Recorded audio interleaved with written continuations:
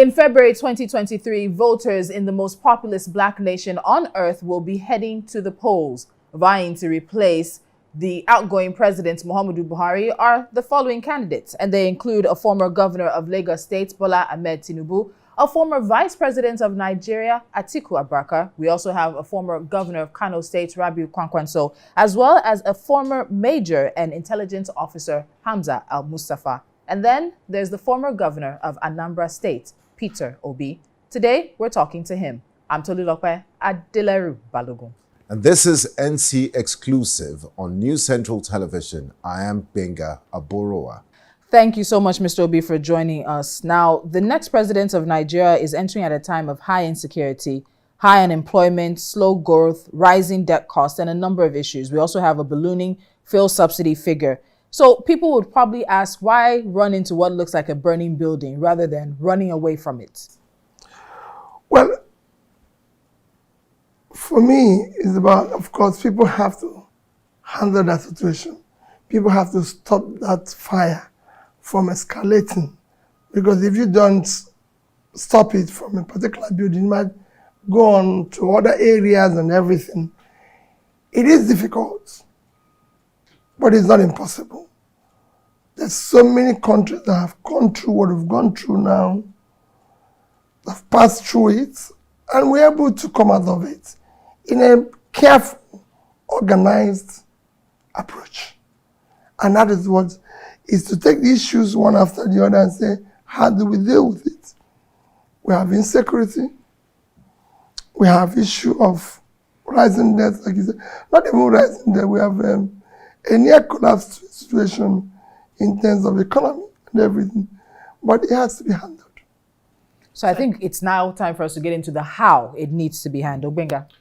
So we're at a very perilous time, like my colleague Tolu just said. And it's when you look at all indices of human development in the economy, we're ranking very badly. So how do you, and investors won't come into a country where you have high security incidents.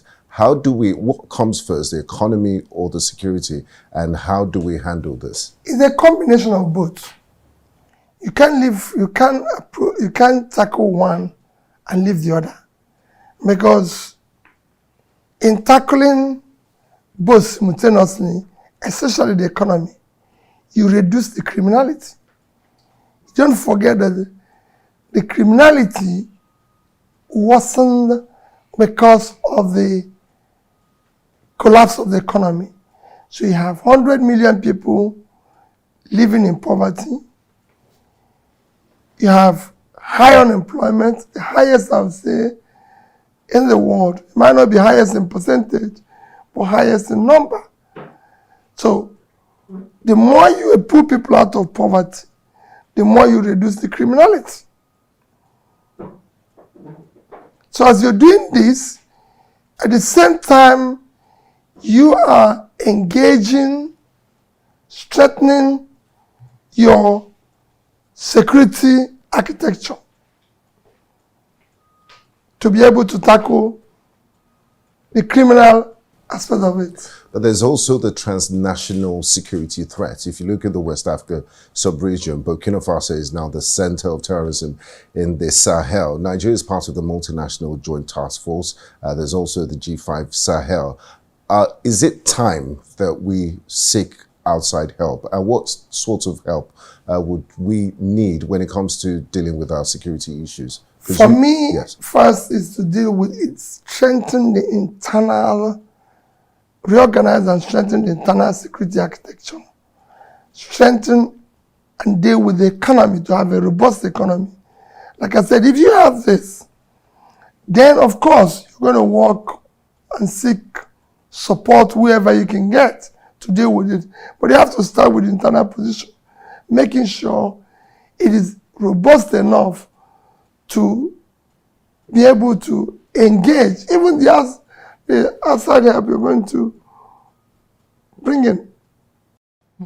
So I want to follow up on that because I hear strengthen the internal architecture, but the how is the conversation now. Many Nigerians are tired of hearing, politicians say, I will. Now it's a conversation of how will you? So the issue of state police comes up. The issue of funding comes up as well. What I've always said people is that when it comes to issue of listening to politicians, it comes to issue of trust.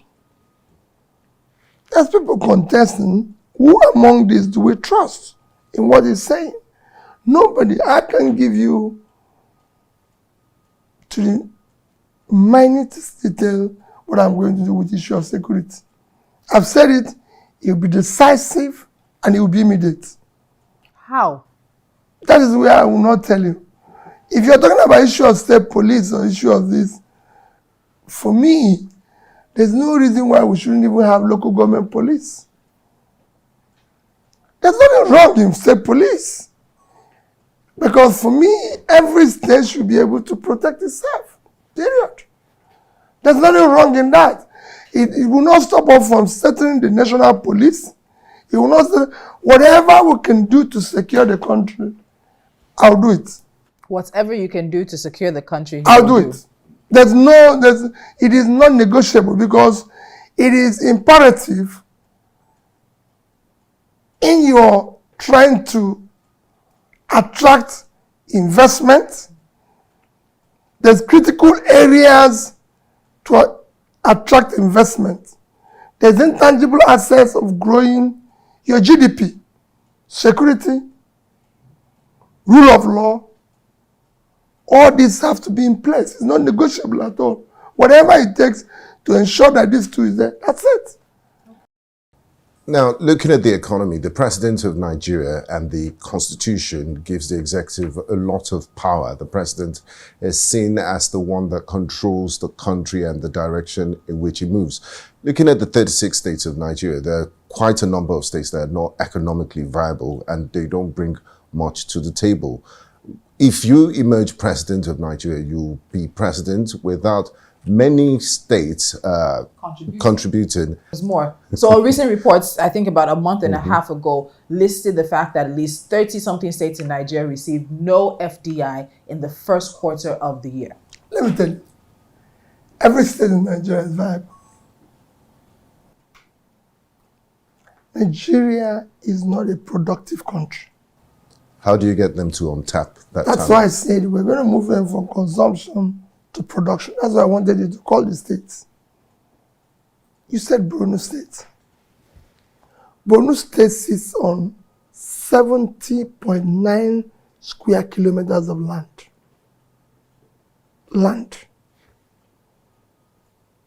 Fertile. That can be used for anything.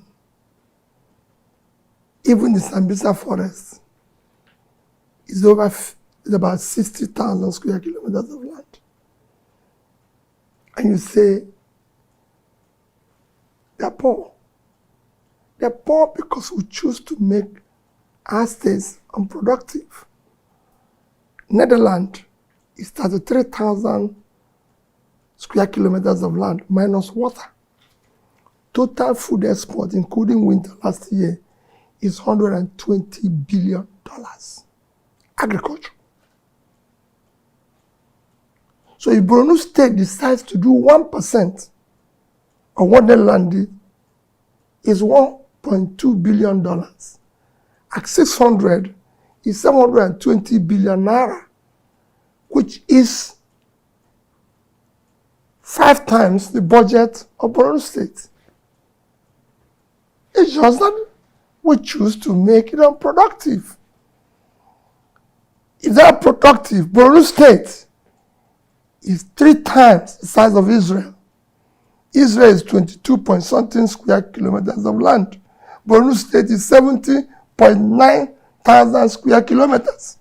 And I can go state after state like that for you. If you want, it's because we have an unproductive thing where we have not decided to engage. We've been living this life of for handouts and everything, and everybody. The greatest assets of a country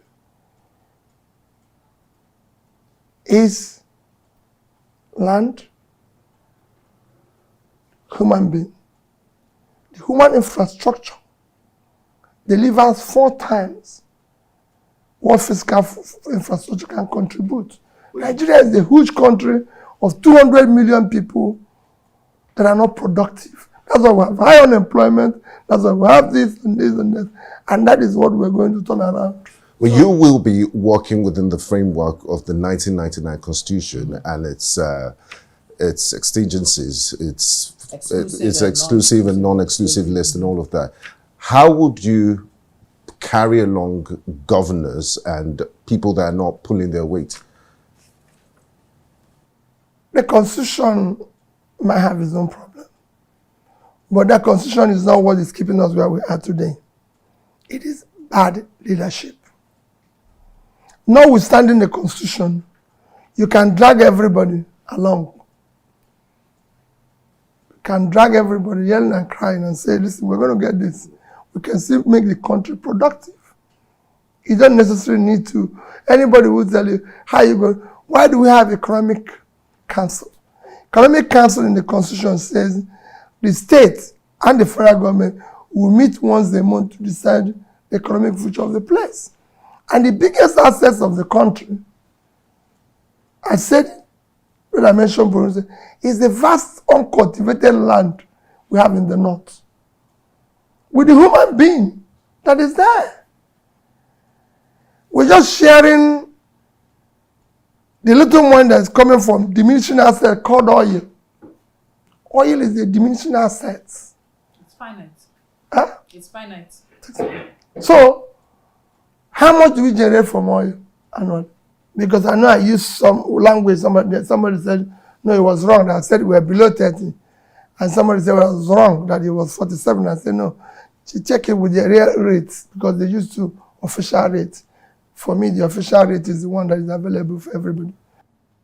I think this is a good place to talk about the fuel subsidy, because we're talking oil now. And the projection is that by 2023, we're going to be paying just under 7 trillion naira for fuel subsidy.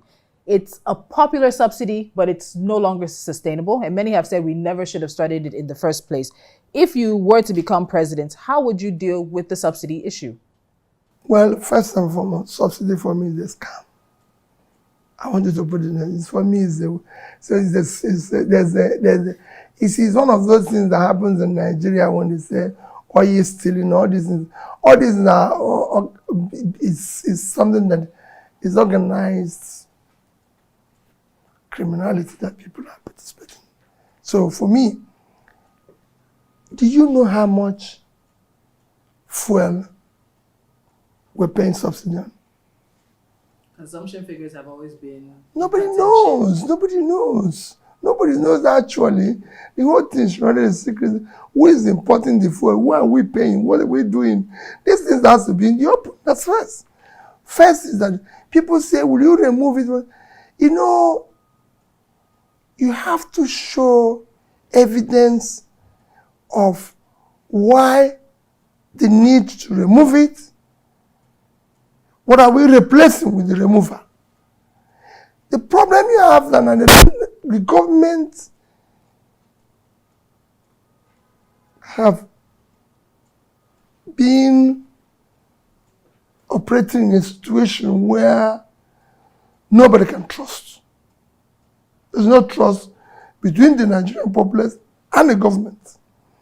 So if you build trust, and people can see that things you're doing is transparent, you can be able to negotiate whether we can pay this level of subsidy and be able to use these assets, which we're not going to pay, to do this, to invest in this, to invest in this. But we cannot have a situation where in a year, subsidy takes more than what we put in the 3 most critical areas of development. If you talk about development today, you talk about Human Development Index.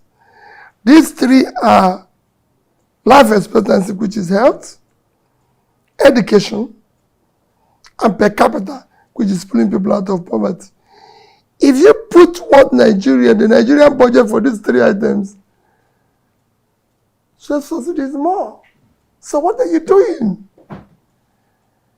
How can you be throwing your people into poverty and be paying subsidy?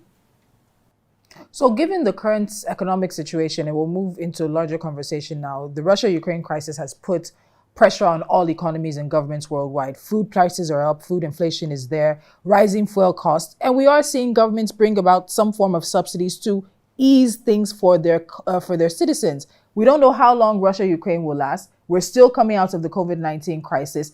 Is there a plan, if you are removing it, and as you said, replacing it with something, is there a place Nigerians can go to see an active plan you would put in place to deal with subsidy? Russia-Ukraine war is actually telling Nigeria how unproductive we are.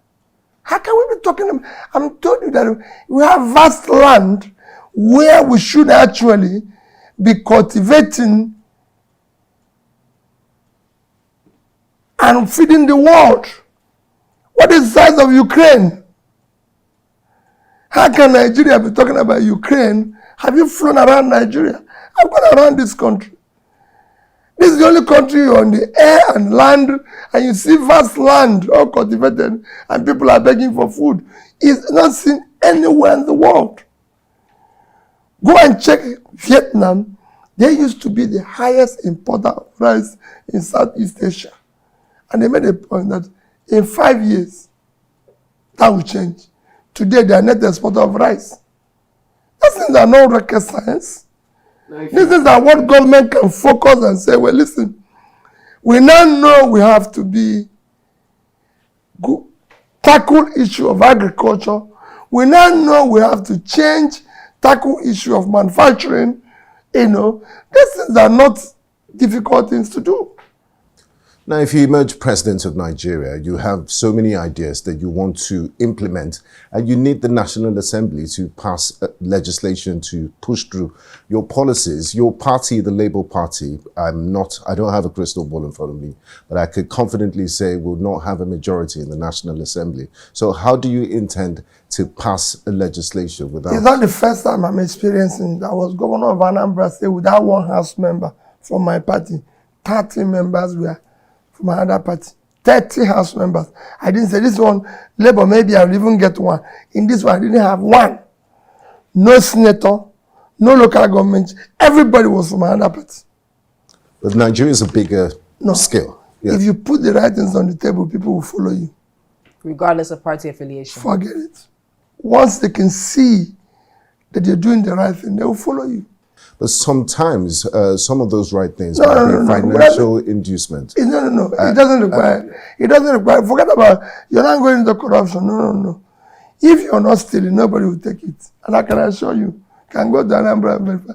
You have to take first before other people will add their own. So I like the point. I like the fact that you brought up this issue of stealing and inducement. So let's talk about corruption.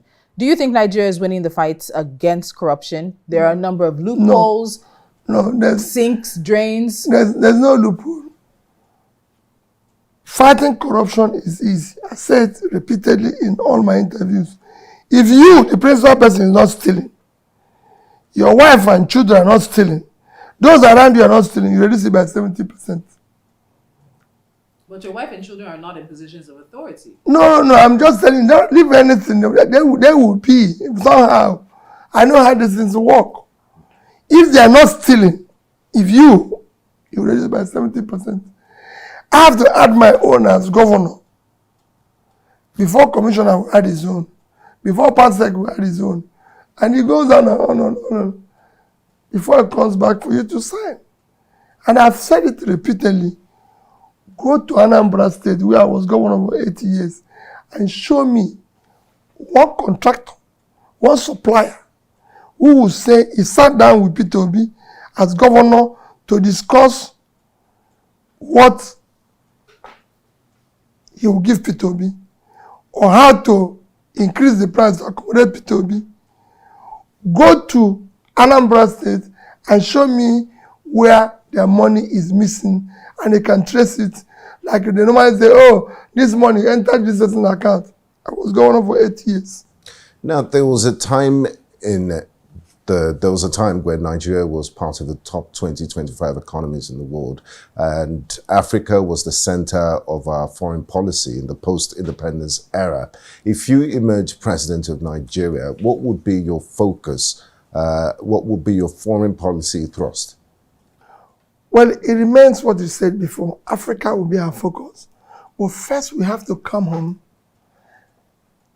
strengthen our policies, our socio-economic engagement to make, create a robust economy to be able, because unless you have an internal, a domestic, robust, strong economy, you can have a strong foreign policy. You need that to be able to be. Africa remains our focus. We want to show our leadership in Africa, but we want to be able to show that by example. So when we have a robust, functional economy, we want to secure the country. So we gig as security architecture, let our country be secured, working with our other neighboring countries to make sure the security within the, say, West African region, Sub-Saharan Africa, all these things, and then engage and ensure that in Africa, we will engage based on, of course, trade, now that we have after NEPAD, peer review mechanism, all these things. But Africa remains our focus. I'm happy you mentioned this, because if you look at Africa's dealings with the West and other areas, there's a Japan-Africa Summit, there's a Russia-Africa Summit, there's a China-Africa Summit, France, Turkey, name it. But they hardly come to Africa to negotiate. Because the leader, Nigeria, has not done his job very well. You believe Nigeria should be the leader of Africa? Yes. But for you to be a big brother, you need to put your house in order. Our house is not in order. You don't just say, I'm a big brother, when you're even probably being fed by your junior brothers and sisters. The big brother has to show a big brother by coming out and being held and doing the right things, taking the right decisions, and then constructively engage the other people. Let's talk about Nigeria's civil service. If you ask maybe the average Nigerian and they describe it, bloated, ineffective, out of date, not technologically advanced, and a lot of candidates tend to steer away from the issue of the civil service. How would you address the issues there? I tend to disagree. You can turn them around. How? It's very easy. People tell me, let me give you an example. Why people say, I always go back to Anambra State. When we came in and we say, listen, education, we were number 26 and 27, thereabouts, in Wayeka Neko. And I said, we're going to change it. We want to be among the best 5. Everybody said to me, oh, you cannot achieve it. Not with this civil service, not with these teachers, not with this, not with that. I said, okay. We became number 1, using the same teachers, using the same civil service. The leader must show leadership. The leader must live with example. When everybody sees the direction, when you have a clear destination, you're driving everybody through, and you can bring people to have faith, they trust you, so they have faith that you're taking in that direction, and they see you consistent on moving in that direction, they'll follow you. Can that format be applied on the federal level? Everywhere. You have appointments that you have to make across board. Everywhere it can be applied. Putting into consideration federal character, exactly, the politics of it. Religious sentiments. When I moved from being a private businessman, being chairman of corporations like banks, into politics, everybody said, oh, politics is different. There was nothing different in it. Every section of Nigeria wants to have uninterrupted electricity. Don't they? Every part of Nigeria wants to see good roads. Every part of Nigeria wants food to come down. Is there anywhere you buy bread cheaper? So why won't you? If you do the right things, everybody will follow you. It's simple. So you say everybody will follow you, but when you talk to Nigerians, when you talk to political analysts, a lot of people are saying that a level of disaffection, the level of divisiveness that we're seeing right now is a dangerous thread. Because you have not come to bring people together I was discussing with a group of people yesterday. He said to me, he said something. I said, let me tell you, I will engage every constructively. Sit down and discuss with every group, every section. We will dialogue with them. We'll bring everybody together in love. There's so many things you can solve with dialoguing, by discussing everything. Everything mustn't be, oh, I'm going to do this. I'll tour every state of Nigeria. As governor, I visited my state. I can drive from Oka to every local government in less than an hour. Yet I did a tour of every local government at least once every 3 months. How? And I slept in every local government. I moved from here and go and say, I'm going to IML. And they say, where are you going to sleep? I said, there's nobody in IML that can give me a house where I can sleep. How would you respond to those who say you are idealistic? Because the idea is, well, not the idea. The sentiment is that when you enter the position, that's when you realize just really how difficult and challenging it is. And you're saying you can dialogue and we can bring everybody to the table and move forward with unity. Some would call you idealistic. If you know Anambra State very well, you know how chaotic, disorganized it was before I got there. For 8 years, people were wondering what is happening here. If the leader is determined, you can do a lot. And people say Anambra is not. How do you measure? How do you measure and hire people? You take their track records. I wasn't a banker. I've never worked in a bank. But I chaired a bank. I was a trader in the market. And an MD of a bank said to me, Peter, every time I come to market you, what you say is wonderful. Can you come and be a director? And after being director for 2 years, they made me, everybody in the board said, this man should be our chairman. And I took the smallest bank in Nigeria to become a 25 billion bank. So do you think you're going to replicate this politically? Because you talk about track record. No. Wait. From that, I went to do politics. Never voted. Then a state that was chaotic, a state was used for bad example. I started MDG, Millennium Development Goals. I became, MDG was signed by Nigeria and started in year 2000 with signatory. Anambra State started the implementation of it in 2008. By 2015, we're number one.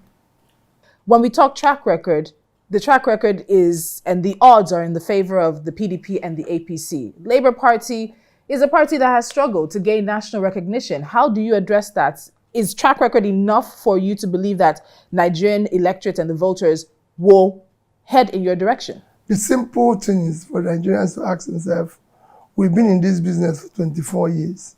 Are we on the right road? If you have been in a situation for 24 years, you've not been, people have been promising and delivering. Look at the two parties, what have they delivered? What have happened? In 24 years, Nigeria could not increase its power generation from 4,000 to 5,000 or 6,000. You ask yourself a question, are we going to continue with this? So are you going to continue on the wrong road? Are you going to then turn and say, listen, we have to do the right thing? But how do you get your message across to the corners and crevices of this big federation called Nigeria? Through you, because what I'm doing is going to affect all of you here. My message is for the people to understand. Now, young Nigerians, I want to bring in young Nigerians, this young generation, they have very little patience. A lot of them have moved to the diaspora. There's a brain drain going on. They have no patience and they're so disaffected in Nigeria and they're not happy. I remember I was at a forum with from President Paul Kagame of Rwanda, and the anchor asked him, how did Rwanda do it? They went from, you know, almost ground bottom. He said, his response was this. He said, you know, we went so low, there was no space to go. We couldn't go any lower, that the only option was up. Are we at that level yet? And what's your message to young Nigerians? We're below that level. young Nigerians have patience. You said they don't have. They have. Otherwise, they won't be living here. They won't. No, they have. They have long patience. What Nigerians are looking for is not a magician. Or a messiah. What they want is somebody they can trust. Like I keep saying, we're not going to achieve everything overnight. I will not achieve everything overnight. What I'm doing, I'm not in politics where I'm saying I want to be president. I'm at forefront of a movement to take back Nigeria and put it in a part of the right direction. So we'll all agree this is what we want to do. And we ensure that whoever we elected is doing that. So you can tell us this vehicle is moving from, say, Abuja to Kaduna. There's a destination. So we know we're in it. It might be moving slowly, but we're going to Kaduna. Not that we get up in the morning, we don't know where we're going. So every road we will take us to our destinations that we can decide to go to Kogi. When we are supposed to be going to Kaduna. If we decide and adopt that, for example, if in 2000, when we were signatory to Millennium Development Goals, that we streamlined our policies, our planning, budgeting, across the 3 tiers of government, following the Millennium Development Goals agenda. By 2015, Nigeria would have halved its poverty level. Because it's clear. China did it. And within 15 years, put 439 million people out of poverty. India did the same. Put 276 million people out of poverty. Vietnam put 50. But Nigeria threw more people into poverty because there was no clear, visible destination everybody was driving to. So is there hope? So you have to first have somebody they can trust. They have faith in it, and there's hope. Now hope is that we are going in the right direction. So they're not going to look, I'm not promising to change everything overnight. But I'm promising to put 100% effort. So I can say there's no reason why Nigeria will not, in 5 years, be able to move from power generation of 4,000, when I talk generation distribution, transmission and distribution, Yes. 4,000 to about 20,000. Because you can't create revenue when 100 million people are living in poverty. Where are you going to tax? Are you going to tax people in my village who are looking for money to eat? The more you put people out of poverty, but that's by the way, with 30 million, 30% of your GDP in debt. If I'm in government and you plug all the holes, which I can tell you, there's a lot of holes. I plugged it at a lower level. Otherwise, there's no way Anambra I would have left office with 75 corruption billion. fights back. They say you're stopping them from where they eat. I said you can't stop it. If you are not stealing. But you're not going to be in 36 states at the same time. No. And you can't monitor all your ministries. Once you start, you are the one who is going to approve it. My brother, let nobody tell you you're not going to be everywhere. The president, they bring things to Federal Executive Council. But people are already used to a system, a type of way. You can't stop it. Okay. You can drag everybody there and crying, complaining and everything. I've seen it before. So I want us to go back to education, please, because ASU is on strike. As they have been on strike for about 6 months. But the issues with ASU They predate this administration. They even predate the administration before. They are long-standing foundational issues. So when it comes to the issues of young Nigerians, there's unemployment. We have entered the fourth industrial revolution, but we're not seeing Nigeria, even a lot of the continents, being able to take active advantage of that. How do we address the ASU issue? Let me tell you, it's not an ASU issue. You talk about education issue. Nigeria has 15 million out-of-school children. So you're going to deal with issue of education holistically, starting from the foundation. The most important education is the basic education. The most important is universal basic education, which is primary and secondary, which must be made compulsory and funded aggressively. Beyond that is your tertiary institution, which you need a combination of sitting down with ASU and finding what is happening in other countries of the world. It was a combination of what is happening all over the world to fund them appropriately. The agreement they are quarreling with is not too much for government to pay, considering the amount of money. So it's the problem of education throwing money at it, because you said funding aggressively for the primary level. You know, I'll tell you, I took education from 26 to number 1. I know what it is. When I mean funding aggressively, I mean funding aggressively. Aggressively is not just funding. You need to have the right management. You need to have the right people. Government is involving themselves into too much in what they should not involve themselves. So when you do that, when you do what I said at the primary level, on the tertiary level, where we even have a major crisis, globally, the global intake of tertiary institution, global intake, is at 8%. In the Western world, it's over 50%. In Nigeria, it's 9%. So you're not even of the quarter of the global average. So you need to be more aggressive. It will shock you that the entire universities in Nigeria, their population is about 2 million. One university in Bangladesh, in Pakistan, and all this have a population of 1.5 million. So there's so many things you can do today to make it work. It's a combination.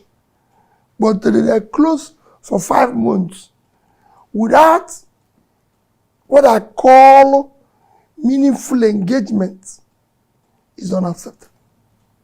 So elections tend to be referendums of how people are living under an administration or living under a political party if they're continuing as well. On election day, February 2023, as it may be, just months down the line, what are the issues that you think are going to bring out Nigerians to the polling units? We've seen INEC say that they've seen a number. It's actually young Nigerians who are the highest percentage of newly registered voters. When it comes to a lot of factors, security, economy, Nigeria has an economic problem. You will look at it if it's security, but or politics, we have an economic problem. When I said it before, when the economy is up and running and you pull more people out of poverty, you reduce the criminality. I've been to a few prisons, and I wanted to know why people do crime. Even kidnappers, it will shock you. So why did you do this? They have no job. So how much were you paid in the last operation? 30,000 naira. So if that guy earns 50,000 naira, he will not go to crime. Your unemployment is 35%. Am I right from MBS? Add underemployment. Because so many people today, what they earn can't even feed them. A guy who earns 30,000 naira is believed to be employed. Am I right? Some are even paid below that. But let me use that minimum of 30,000. And he has a family of 4, a wife and 2 kids. And dependent family members. No, don't go there. Just this basic one. And they buy one bread every day at 1,000. Just bread. No water, no sugar, no nothing, just bread. So 1,000 every day, 4 of them just eat bread. No nothing. They won't do any other thing, just eat bread. That's the salary can't even buy bread. A take home that can't take you home. No, I'm not even saying any other. I said they eat bread. They don't go anywhere. They don't go out. They don't do anything. They don't drink water. They don't drink tea. Just bread. The bread is now 1,000 plus. So you have huge underemployment. So technically, you add another 20 to 25 into your underemployment. You're supposed to have a total, being a 200 million population, the average working population should be 60%, which is 120 million. Today, those who are meaningfully employed in Nigeria is about 46 million. So you have 74 million people who are not employed. You have 40 to 50% of them youths in their productive age. Nigeria has one of the most robust, talented youths. You see, these people who think that young, that's what happened in India. You turn them, you lead them, you position them, they change the world. So finally, as we wrap things up now, you have gotten some kind of groundswell, a momentum, a movement that many people have called the obedience movement. Very popular on social media, but people really want to know, do you think you can translate that popularity turning into a dark horse in this race and pull out a surprising win? Where are you from? I'm from Oyo State. Can we go to Ibadan? So that you know whether this is social media or real. Let's go. I'll go to everyone. We say that you. Ondo State. Thank you. Let's go to Ondo. And you will see whether it is social media. All those people that see me at the airport, stop me, go to church and shout, they are not in social media. So it's what they want you to sell because they don't want us to change. They want us to continue on this wrong place road we are. And they talk of lots of things. What I say is, this is time to scrutinize those who are offering themselves. When people were contesting election in America, you see their aunties and uncles come out and say, yes, this person can be president or cannot be. That's where we are now. We need to see the character of this man. He has said he lives in Onitsha. Who in Onitsha knows him? And if you do it, you find out that if you get so many people who tell you, this man is useless. Not everybody will tell you I'm good. They'll tell you that he's useless. I had somebody in TV yesterday who said, don't vote Peter Obi. There's no way you can vote Peter Obi. The man is wicked. The man doesn't, if you tell him, he doesn't give anybody 1 naira, doesn't give anybody this, doesn't, but no, because he's a thief. You have seen even church people and everything say, oh, the man doesn't give anybody anything. I've been in positions where I go around, come to Abuja, people say people are not happy with you. I say, what? In my outing as governor, I never promised anybody happiness. I promised to fix school. Are the schools working? Yes. So those who want to be happy can go on to the entertainment, people, pay people in entertainment who make people happy. I'm not happy myself. So we want to fix it. And I assure you, we can start with the youth. All I'm telling the youth, come, let's take back our country. Do the right things. I'm not against borrowing, but we must have a law that says borrowing is strictly for investment. So I want to see that borrowing go into power. Because for every 1,000 of electricity I generate, there's a possibility we can add 1% or thereabout to our GDP. So if I borrow, say, $20 billion, to increase the power generation distribution to 20,000 megawatts. The additional 15,000 can increase our manufacturing from present about 7% to 12%. That alone can pull 5 million people out of poverty. That's what the country should be. That's where we should be going. Not wasting everybody's time and saying, okay, you come and give you this, I give you that. No, I'm not in that business. Thank you. That concludes our interview with the former executive governor of Anambra State, Mr. Peter Obi, and the presidential candidate of the Labour Party. That's how much we could take on today's edition of NC Exclusive. I am Benga Aborowa. And I'm Tolulope Adileru Balogun. Thank you so much for joining us here on News Central. And remember to stay with us because we put Africa first.